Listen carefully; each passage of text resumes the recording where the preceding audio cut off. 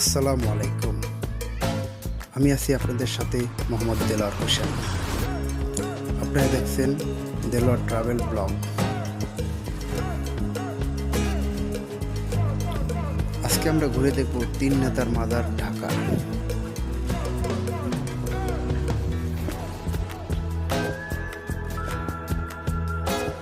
রাজধানীর দোয়েল চত্বরের কাছে অবস্থিত তিন নেতার মাজার।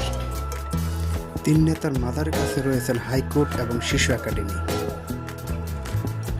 স্থাপন শিল্পের অন্যতম নিদর্শন বাংলাদেশ জাতীয় তিন নেতা হোসেন শহীদ সোহরাওয়ার্দী এবং খাজা নাজিমউদ্দিন। একে ফজলুল হকের সমাধির উপর 1963 সালে স্থাপনটি মাসুদ আহমেদ ও এস.এ. জহিরুদ্দিনের নকশায় তিন নেতার মাজারটি স্থাপনটি নির্মাণ করা হয়েছিল। স্বাধীনতার পূর্বের সময় এই তিন মহান নেতাই তৎকালীন অভিজ্ঞত বাংলার মুখ্যমন্ত্রী হিসেবে নিযুক্ত ছিলেন।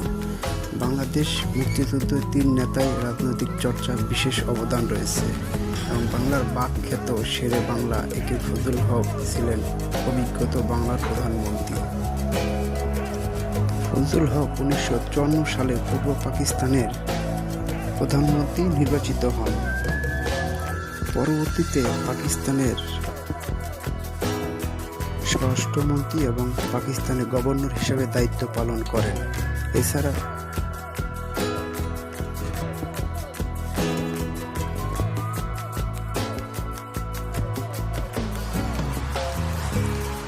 খাজা নাজিমউদ্দিন 1948 সালে পাকিস্তানের গভর্নর জেনারেল নিযুক্ত হন এবং 1951 সালে তাকে পাকিস্তানের দ্বিতীয় প্রধানমন্ত্রী নির্বাচন করা হয়। হোসেন শহীদ সোহরাওয়ার্দী 1924 সালে তার কলকাতার পৌরসভার ডেপুটি মেয়র এবং খাজা নাজিমউদ্দিন মন্ত্রিসভার তিনি শ্রমমন্ত্রী নিযুক্ত ছিলেন। 1957 সালের পর্যন্ত পাকিস্তানের প্রধানমন্ত্রী ছিলেন হোসেন